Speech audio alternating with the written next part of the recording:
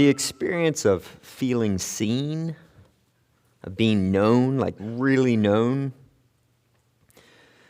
this does something to us. It does something in us. It pulls unseen levers that are deep in our soul. The psychologist Christian Kirk Thompson has a really wonderful way of describing this. He says this. He says, "We are all born into the world looking for someone looking for us." We're all born into the world looking for someone looking for us. It's the image of a newborn. He breaks into this new world, cold, alone, crying, disoriented, vulnerable, can't focus on anything until their eyes lock on their mother's eyes. And that's the moment. That's the beginning. That's where we begin to figure out, what does it mean to be human? Where we begin to answer those most important questions that are going to shape the rest of your life. Am I safe? Who am I?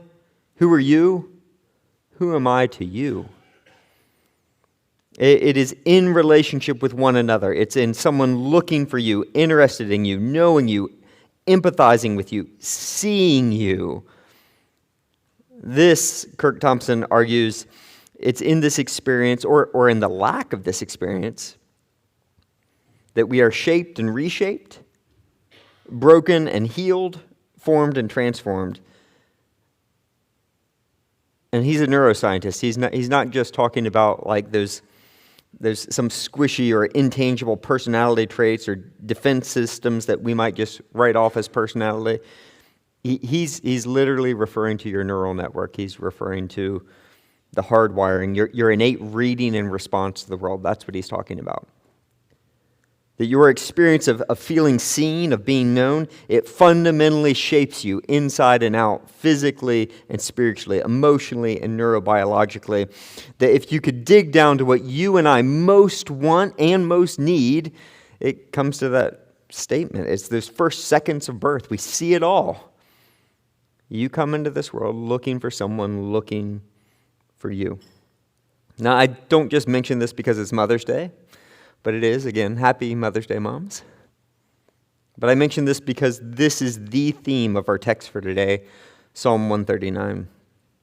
Here in this psalm, we're going to see that modern psychology and ancient Hebrew wisdom agree.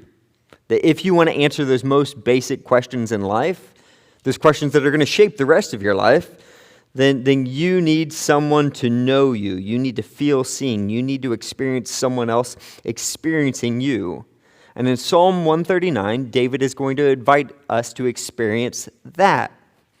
Now let me say as an aside, pastorally, why this is so important to me. Because I've met with many of you, and many of you have been in church your whole life, and do not experience God experiencing you on a regular basis. Many of you go through weeks, months, years of your life and never feel God looking at you and loving you. And that's where life transformation takes place. That's where you answer the questions or don't. That's what shapes you or won't. So today we're gonna dive into Psalm 139, and I have to warn you, I can't really preach this like most of the Psalms. I can tell you about it. I can explain some of the Hebrew and some of the background. I can help tease out some of the big ideas, but you have to enter into this yourself. You have to experience this. So for context, let's paint the picture here. Psalm 139 is a morning psalm as opposed to an evening psalm. It's a psalm that you're supposed to read first thing in the morning. So this isn't just about time of day, though. For the ancient Jews, this was part of a much bigger story. So if you go back to creation, Genesis 1, you see that God creates light, and then he separates the light from darkness. And then it reads, and I quote, "And there was evening and morning the first day." And then the second day, it ends the same way. There was evening and morning the second day. Day 3, 4, 5, 6, they all end the same way. There is evening, then morning. The day begins not with morning, not with the daybreak, not when you wake up, but the day begins with evening in God's timing. It begins when you stop working, you stop achieving, you stop trying so hard, when you let down, when you give in, when you become passive, when you are dead to the world, when you are unaware and you offer nothing, when you finally rest and just trust God to take care of things. That's when the day begins. So how do you receive a new day? You receive a new day the same way you receive a good night of sleep. By not trying anymore, by giving into it, by letting go, letting down. That's how you receive a day.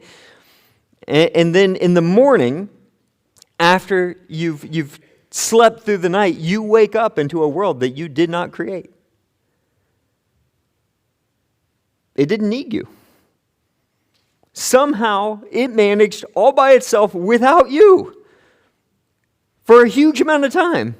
In fact, your body, everything, you didn't sustain it, you didn't manage it, you didn't control it. You can only, therefore, receive it as a gift. And so for the ancient Jews, this is not just a different way of reckoning time, it's a different way of being. It is God, then you, resting, then ruling, letting go, then grabbing hold, receiving, then giving, being, then doing. And this what is often referred to as a rhythm of grace, is woven into creation itself. And so as a tool to help fix this rhythm of grace into our hearts and minds, the ancient editors of the Psalms set aside certain Psalms, the Psalms that you read in the evening, when you are to surrender and just trust God with everything. So Psalm 4, 42, 63, 77, 91, 141. And then there are some Psalms that are to be read in the morning. Psalm 5, 46, 90, 143, 139. So when you wake up in the morning and you realize, I didn't do anything to achieve this. This is a gift from God. I am stepping into this world that I didn't create, I can't manage, but God has somehow asked me to participate in it now. Well, we're to pray like this. You've searched me, Lord, and you know me. You know when I sit and when I rise. You perceive my thoughts from afar. You discern my going out, my lying down. You're familiar with all my ways. Before a word is on my tongue, you, Lord, know it completely. You hem me in behind and before. You lay your hand upon me. Such knowledge is too wonderful for me, too lofty for me to obtain. So this psalm can really be summarized in these three words, at least in English. You know me. This is the message of Psalm 139. This is, if you want to know what it looks like to get in on a rhythm of grace, to figure out who you were created to be and answer those questions like, am I safe? And who am I? And who are you? And who am I to you? Then this is the psalm we are to read. In Hebrew, the word know is yada. And yada is not nearly as cerebral as it sounds in English. So it can mean like I understand, I comprehend, or I recognize something. Like I know the definition of the word yada, or I know that the sun is 93 million miles away from the earth. But it can also mean other things. In the words of that great Jewish linguist Jerry Seinfeld, yada, yada, yada. Right? It's Yiddish he's speaking there. That's what he's referring to. But on the lips of a pre-scientific ancient Hebrew, I want you to understand, to know something intellectually, cognitively, is not the primary, or get this, they don't even think it's the best way of knowing something. They think there is a better way of knowing something than a scientific or objective way of knowing something.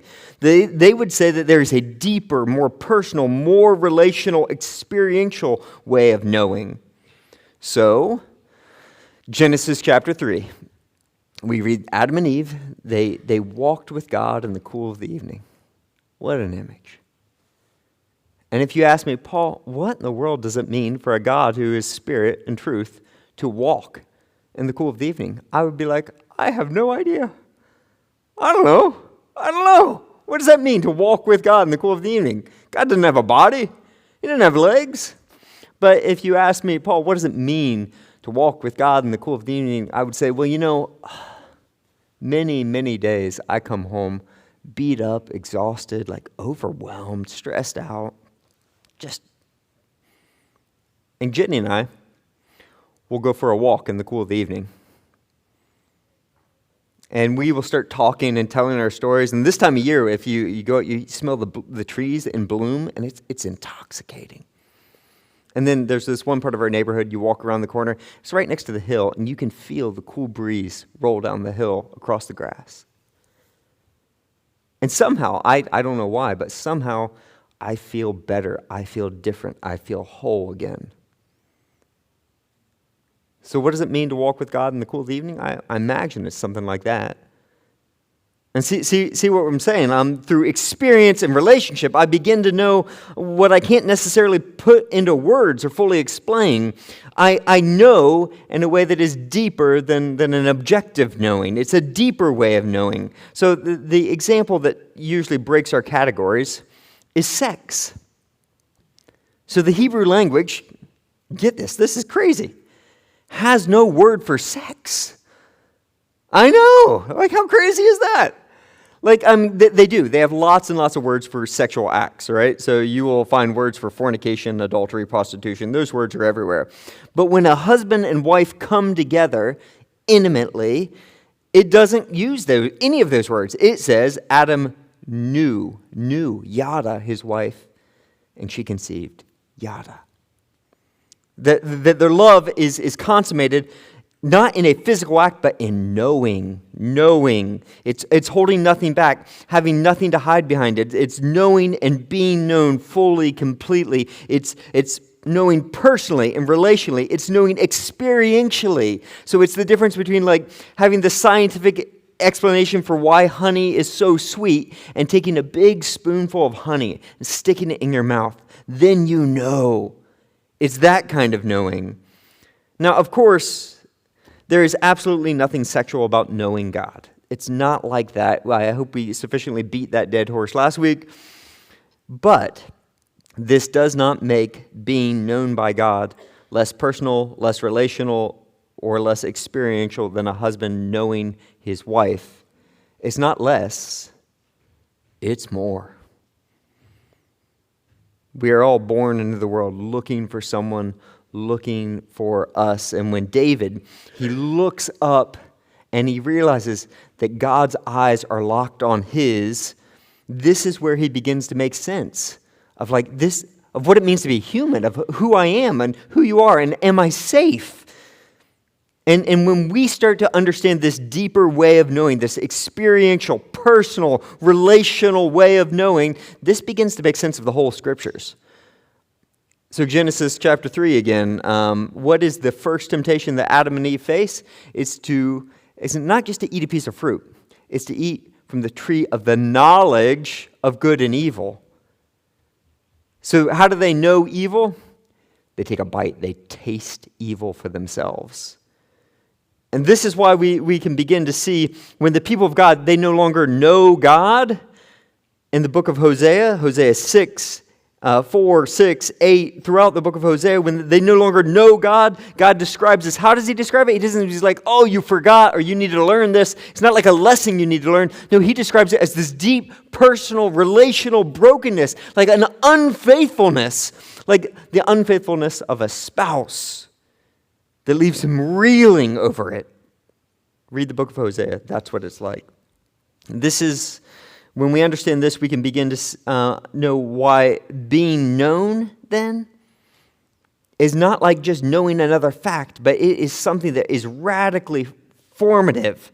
It's powerful. It's healing and life-giving. To be known like that can change everything from the inside out. And for that very reason, it's also horrifically dangerous. So we saw this last fall in the story of Abraham. Do you remember how Abraham came to know God and become friends with him? We read in the early stages that it started with this thing called a covenant. God made these promises to him. I will be your God. You will be mine. I am yours. You are mine. This relationship, God swearing, I'm going to be with you. And then Genesis chapter 18, he shows up at his tent. And what does Abraham do? Kill the fattened calf. We're going to have a feast, because after we've committed to one another, then we feast together. We've shared the table. We've shared our very lives together, and now we are friends. Abraham is a friend of God. And then after that happens, God says, well, what am I going to do? I'm not going to keep any secrets from Abraham. I'm going to share my heart with him. Why? And the exact wording there is because I know him. Yada. Like, I know him. I know him. I can't hold anything back from him. And this isn't just some throwaway line. This is fundamental, essential to what it means to be in a relationship with God, to get in on life with God. So the Apostle Paul will pick up this very language to describe what it means to be in relationship with God over and over. This runs through the whole of Scriptures, but in 1 Corinthians we see it in particular when the Apostle Paul, for example, speaks his famous love passage. Love is patient, love is kind, love is... The passage that we always read at weddings. In 1 Corinthians chapter 13, it ends like this. For now we only see a reflection as in a mirror. Then we shall see face to face. Now I know in part, then I shall know fully, even as I am, get this, fully known. So our love, where does our love emanate from? Our love is a reflection of being fully known by God. In fact, if you back up to chapter 8, he uses this exact phrase. He says, whoever loves God is known by God. Whoever loves God is known by God. That our love for God is actually a response. It's an evidence that we have already been known by him. That when you experience God knowing you the way God knew Abraham, when he looks at you and says, I know you. When you look at him and says, you say to him, you know me, that's when love starts to grow.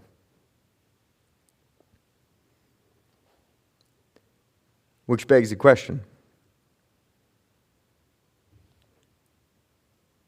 do you know that you are fully known by God? To be known in this way is beautiful and life-giving. This is what transforms us. This is what makes us safe. This is what tells us who we are. This is what tells us who God is. This is what we long. This is what people mean when they say, I feel seen. But it's also horrifically dangerous. To be known is to be vulnerable. So in Genesis chapter 18, we see God says, I know him. And this deep relationship. But then in Genesis chapter 19, we are reminded of what it means to be known by other people. To be known is to be vulnerable. And some people, they don't want to give themselves to you. They want to use you. They want to consume you. So in Genesis chapter 19, we read, the men of Sodom cry out to Lot, where are the men that came to you tonight? Bring them out to us so that we can have sex with them, literally so that we can know them. Yada. I want you to hear the contrast here. God knows Abraham, and it leads to friendship and intimacy, and it gets into Abraham's heart. It's going to transform his whole life, and ultimately, through Abraham, it's going to transform the whole world. Because God knew him, and then he loved, and that transforms the world. And here, in Sodom, we are reminded that there are people who want to take advantage of your vulnerability. That to be known in Sodom is to be raped. Physically, emotionally, spiritually. And that's it. In this broken world, to know and be known is powerful and healing and life-changing and beautiful and horrifically risky. It's both. So David takes the risk and he prays, listen to this, you've searched me and you know me, yada. You know when I sit and when I rise. You perceive my thoughts from afar. You discern my going out, my lying down. You're familiar with all of my ways, that every routine, everything I do, every unspoken thought, you know where I'm at, not just physically, but you know where my heart is. You know where my mind is. You know what I do and why I do it. Before a word is on my tongue, Lord, you know it completely. You know not only what I'm going to say and but why where that's coming from. You know what's happening. You know what's forming. You know what I didn't say.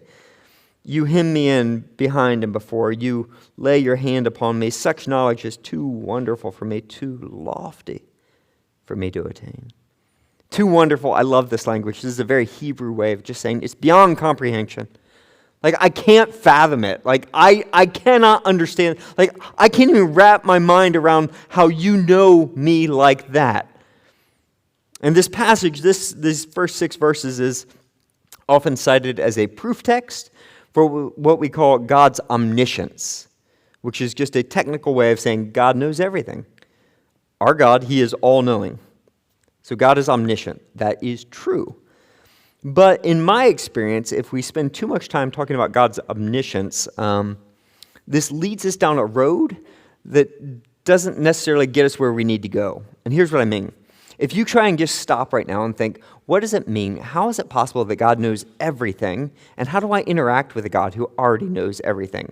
Like, why would I pray if he already knows what I'm going to say, why I'm going to say, and how it's all going to work out in the end? How do you even pray in those? And so maybe it's just me, but as I head into this thought of God is omniscient, I start running into this abstraction.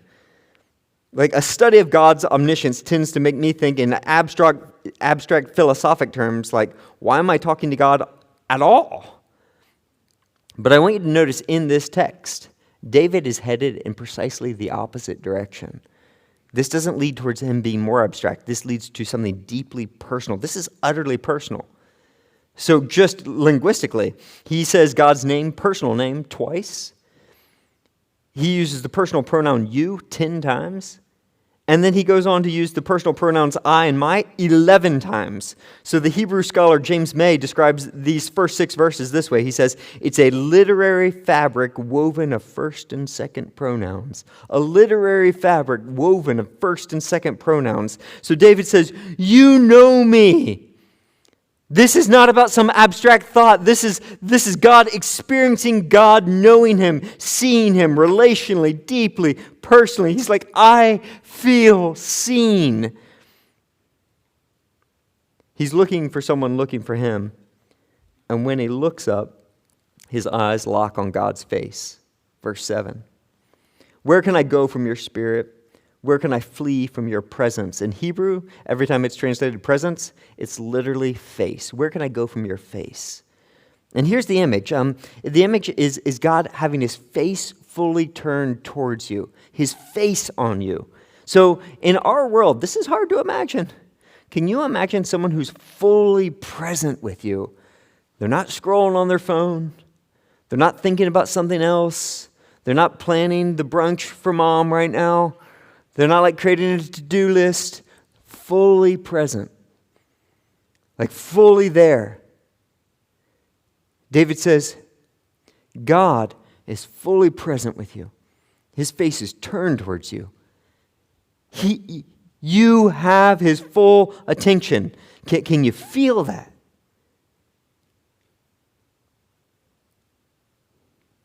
Do you want to feel that? If I go up to the heavens, you're there. If I make my bed in the depths, you are there. If I rise on the wings of the dawn, if I settle on the far side of the sea, even there your hand will guide me, your right hand will hold me. He says that there's no place where I can escape from you, where I can hide, where I can get away from God. Nowhere. Everywhere I go, you are there. And for David, this is a wonderful thing. There, I can hold your hand anywhere. But this, God, his face turned towards you, him watching every moment of him being with you, his full attention on you at every second, no matter what you're doing. This is a gift that we don't always want. So when Adam and Eve sin, what's the first thing they do? They hide. Yeah, they cover up. They don't want to be seen. That's the thing about being with God, who's like all-knowing, ever-present, who gives you his full attention. It's exposing.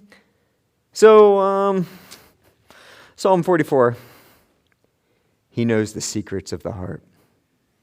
1 Corinthians 14, before God, the secrets of their hearts are laid bare. Luke 8, Jesus speaking. There's nothing hidden that will not be disclosed. Nothing. And nothing concealed that will not be known or brought out into the open. It's going to be on display. Hebrews 4. Nothing in all creation is hidden from God's sight. Everything is uncovered and laid bare before the eyes to whom we must give an account.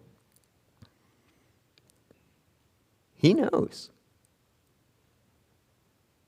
I might not know. Other people might not know. You might deceive yourself. You might numb yourself to not think about it. But He knows. He knows who you are. He knows what you're trying to hide. He knows what you've done, what's been done to you.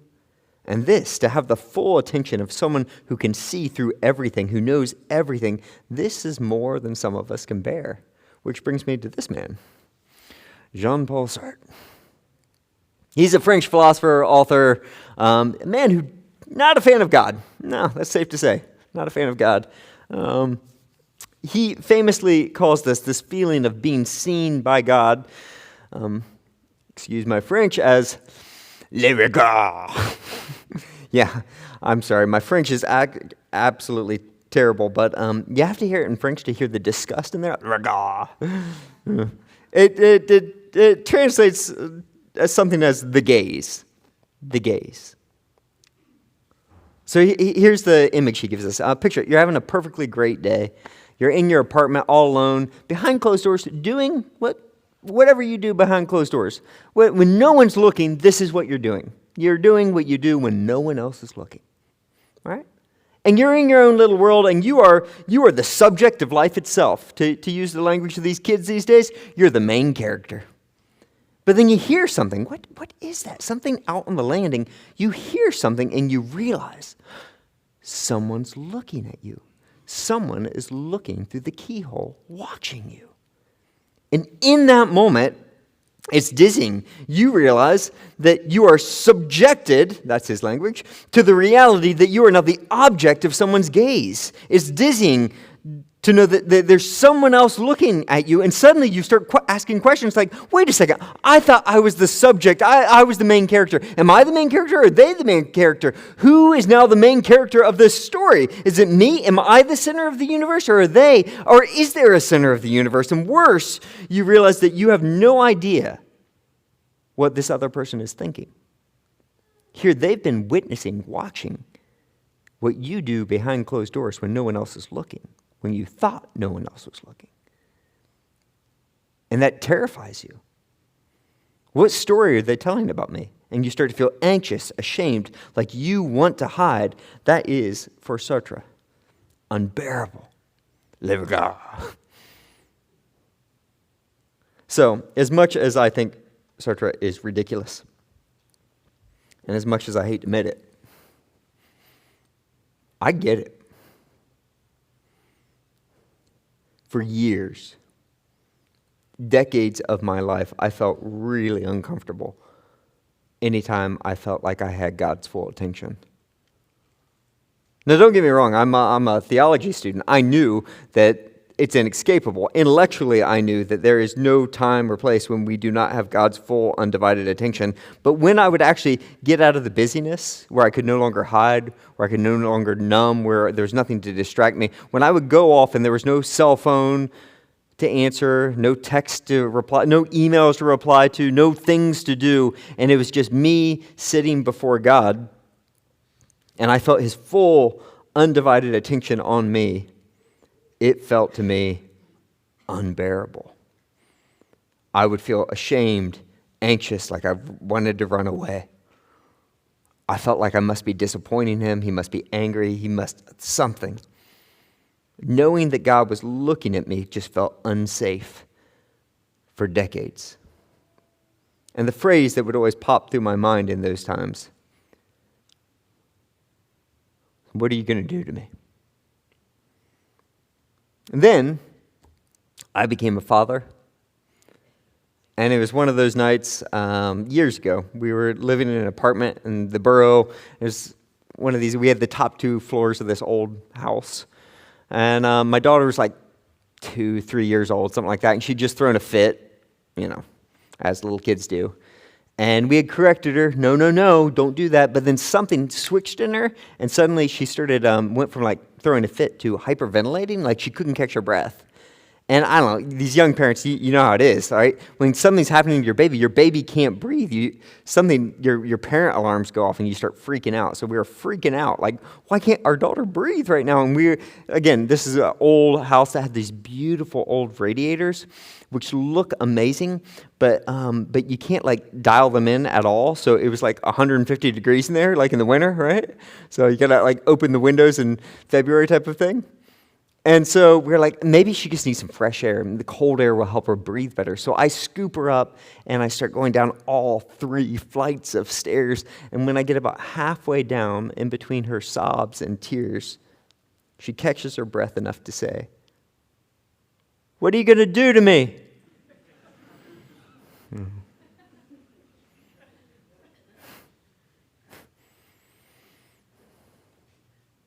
She had no idea how much I loved her. Like, her little heart could not fathom what I was doing. And so she cried out the very words that I cried out every time I got alone with God. What are you going to do to me? And in that moment, I felt like God was tapping me on the shoulder and said, I'm a father too.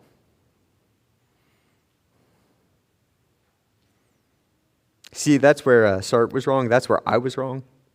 I assumed that when God turned his face toward me, it could only mean that he was disappointed or upset or that I wasn't good enough, that he was I assumed that I should be ashamed and anxious. I assumed that he would only see everything that was wrong and bent and broken in me. And I was wrong because I couldn't imagine how much he actually loved me. But David gets it. He says, if I say, surely the darkness will hide me and the light will become night around me, even the darkness will not be dark to you. The night will shine like day, for the darkness is as light to you. Now, David is not just talking about physical darkness here. He's talking about that kind of darkness that you can't escape, the emotional, psychological, spiritual darkness, the darkness that we all enter into at some point. And he thought, surely God is not at those moments in my life, those dark moments in my life. Like, God wasn't there when that happened to me.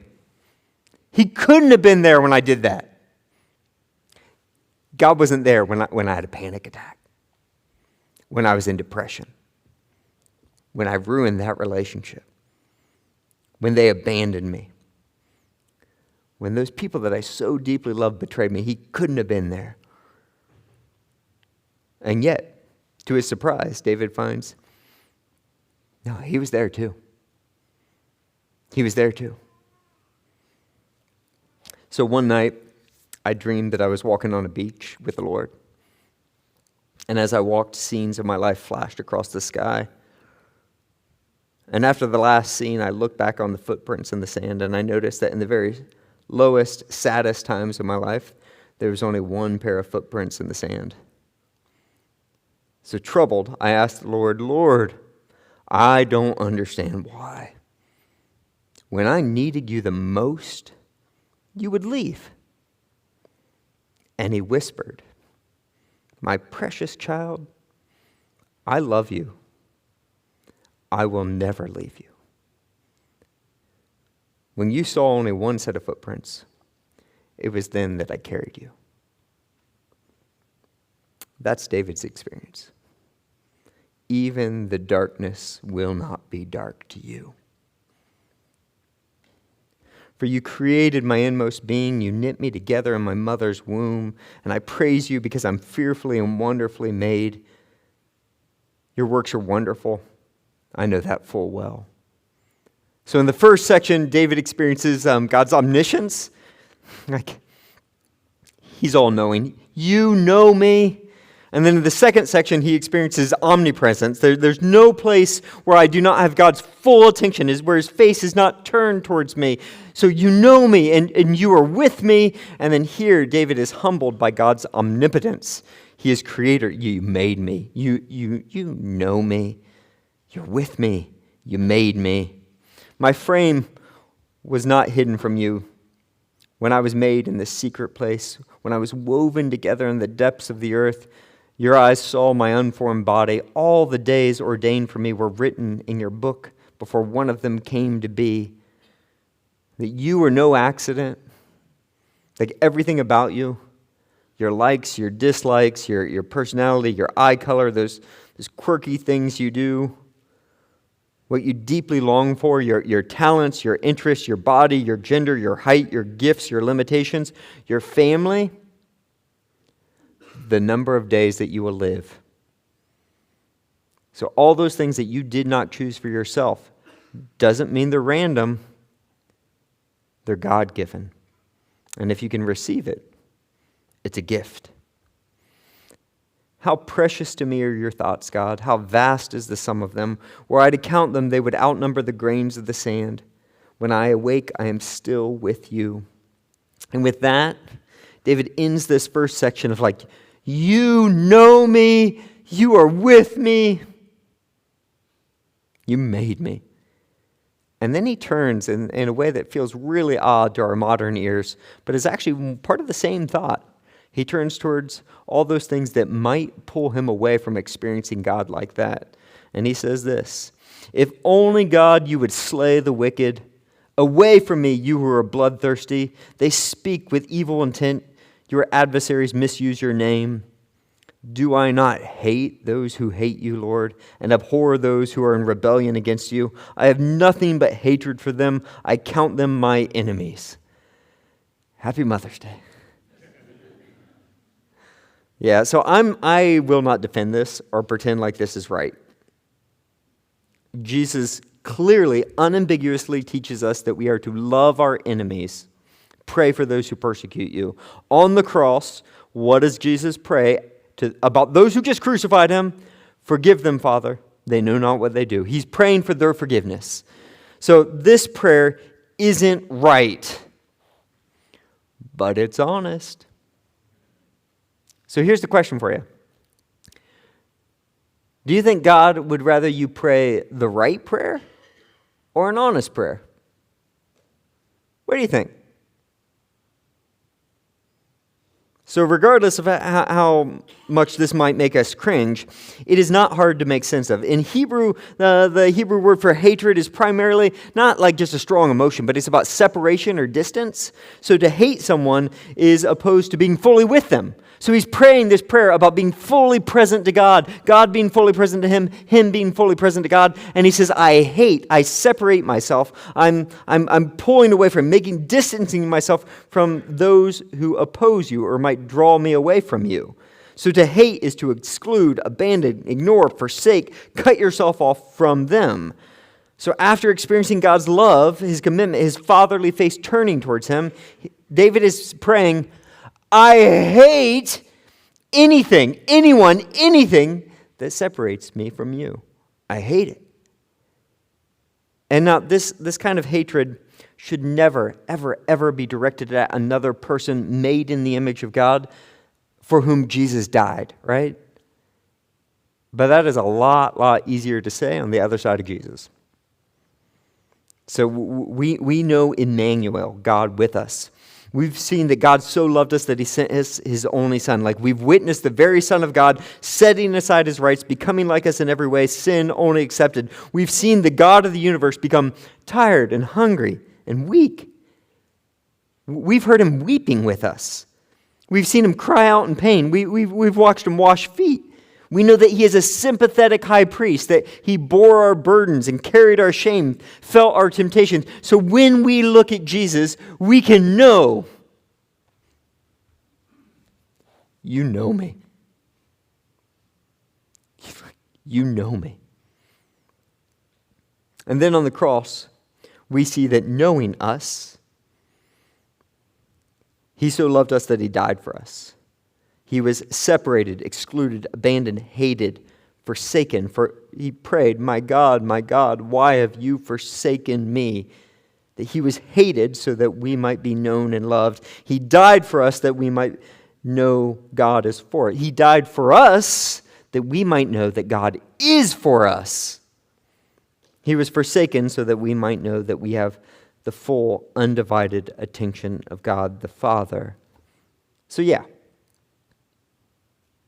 We shouldn't hate people for whom Jesus died. But the sentiment of hating anything that separates us from God, this continues throughout the New Testament. So even Jesus, in preaching in the Sermon on the Mount, what's he say you should do if your right eye causes you to sin? Do you guys know this one? You should get yourself a really sharp object, and you should gouge that bad boy out. You should separate yourself. You should hate it. You should hate your eyeball if it causes you to sin. Well, what if your right hand causes you to sin? What do you do with it? You get the biggest, sharpest knife you can find, and you chop that bad boy off. You should hate it. You should separate yourself from it. Why? You should hate anything that is leading you in the wrong way, that is leading you away from the kingdom of God. And it's not just body parts, it's people. So this is Jesus preaching. Don't judge me. This is Jesus. He says in Luke 14, if anyone comes to me and does not hate their father and mother, wife and children, brothers and sisters, yes, even their own life, such a person cannot be my disciple. So I just preached today. Happy Mother's Day. If you don't hate your mom, you can't follow Jesus. There you go. Amen. Or say it a little nicely and more simply, Romans 12, hate what is evil and cling to what is good. So if someone or something separates you from God, you should separate yourself from it. This is biblical, Old Testament and New Testament. And then David ends like this: search me, God, and know me. Test me and know my anxious thoughts. See if there's any offensive way in me and lead me in the way everlasting. Like, I so want to get in on that life with you, this rhythm of grace. I want to live in that. I want to live in your full attention, Lord. So God, I'm asking you right now to search me. Do you hear the boldness of this? God, I want you to take an inventory of my heart. Like, you know my desires, you know my motivation, you know my every thought, you know everything I've done, everything. You know my hopes, my dreams, you know everything bent and broken. You know my story. And I want you to do your work. I want you to pull it all out in the open. You have to really, really trust someone if you're going to ask them to do that. So what do we do with this? Well, a couple practical applications. The first is this. If you don't know what to do with this psalm, start with what people have been doing for the last 2,000, 3,000 years. Pray it in the morning. See what happens. Just pray it. If you want to take the next step, though, if you actually want to dive in and experience this, then I would say use it as a guide for your own prayers. So start at the end. Ask God to search you.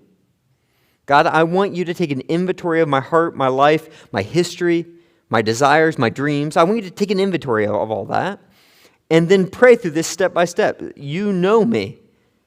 And I want you to specifically imagine Jesus seeing all the parts of your life that nobody else sees. Take a look at those with Jesus. Because he does know this. But have you experienced him knowing that? You are with me. Go through your history, the good, the bad. Go into those dark places. And you know by faith that Jesus is there. Do you see him there in that moment? Experience that. You made me. God, you gave me this body. You made me short. You gave me ears that are the size of like a small child's ears and put it on a man's face. You know my personality. You know my giftings and my limitations. You know how bent I am. You made me. What do you want to do with me? Pray that. In fact, I would say you could take an entire day to pray that and see what God does. But really, where all of this ultimately heads is that you need to be seen by someone else. So how do we experience the embrace of Jesus? How do we experience Jesus weeping with us? How do we know that he is with us? Well, it's through his body. We are the hands and feet of Christ. That at the end of the day, yes, you should pray this prayer, and yes, you should go through this with Jesus one-on-one in your own thoughts and in your own heart, and maybe journaling. But ultimately, at the end of the day, until someone else looks at you and sees you and loves you, Our hearts are not designed to do this in some intellectual isolation. We need one another to experience the love of God, and that is extremely dangerous. For some of you, people have seen you and they've hurt you deeply. So I don't want to push you beyond where you're at today. I just want to open up this opportunity, and we're going to take the next 5 minutes, and I want to give this to you as a gift, space, to process what you need to process. I'm going to play a video, which is a song, and during that song, if you have like a prayer or a longing or something that you need to write out, then write it out on one of the prayer cards, hang it on the prayer wall. If you just need to sit silently before God and experience His face turning towards you and begin to process those moments when He was with you and is with you right now, then do that. If you need to talk to Him about why you have such defenses up, that you don't want Him to see you, maybe that's how you spend the time. But we're going to have several people available to pray. In fact, if you're one of the people leading prayer, will you go ahead and stand up and take a position towards the back? Maybe by the prayer wall and in the back here. And they're going to be available just to pray over you. Zero pressure, but if you would like someone to touch you, to be with you, you don't have to explain anything, just to pray over you, they're available for you now. Yeah, we've got a lot of people, so feel free to join them. Now, I'm going to ask you specifically, learning my lesson from the first service, we are an awkward congregation that doesn't like to move or take any risks. Yeah. So I'm actually going to ask you to stand, if you would stand. And I'm going to play this video. And then afterwards, if you want to continue standing, you stand. If you want to walk to the back, walk to the back. If you just want to go read the prayer cards and experience the prayers of God's people, you do that. But this will give you freedom to move during this time. If you want to sit, you can sit. But we're going to start standing. So I'm going to play this video, and I'll come back at the end. You guys do as you feel led.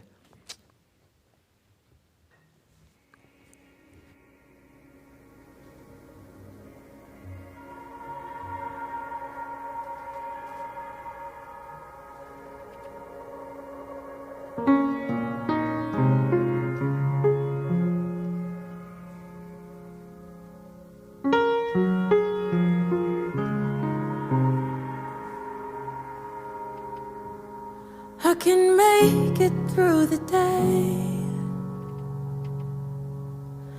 when you're with me on the way. In my heart and mind you'll stay. I can make it through the night when I'm clinging to your light. You will make the dark bright, for you are always, always with me, for you are always, always with me. In the calm and in the storm, when it feels I'm all alone, it's your hand if I don't. In each hour of unrest, when it seems I've nothing left, you speak peace in every breath, for you are always, always with me, for you are always, always with me. In the morning,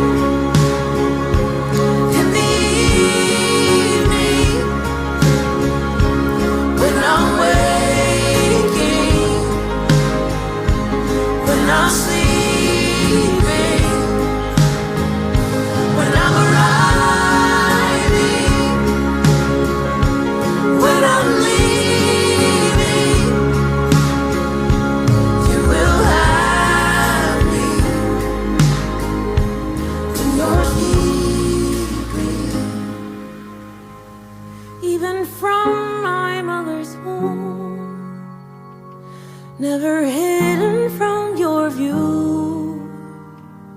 I was always known to you. When I fade away in death, you will catch my final breath. You will take me to my rest.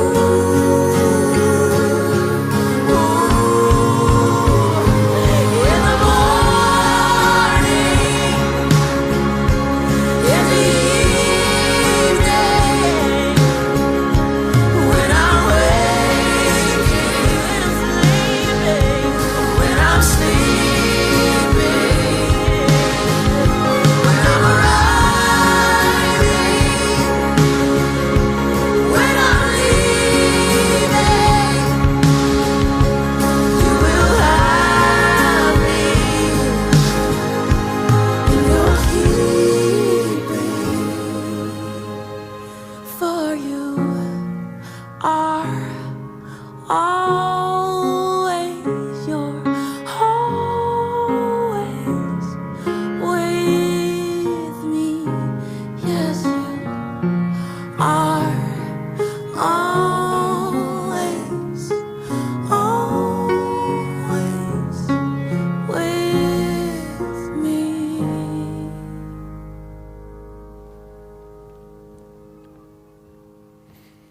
What are you going to do to me? I'm going to love you.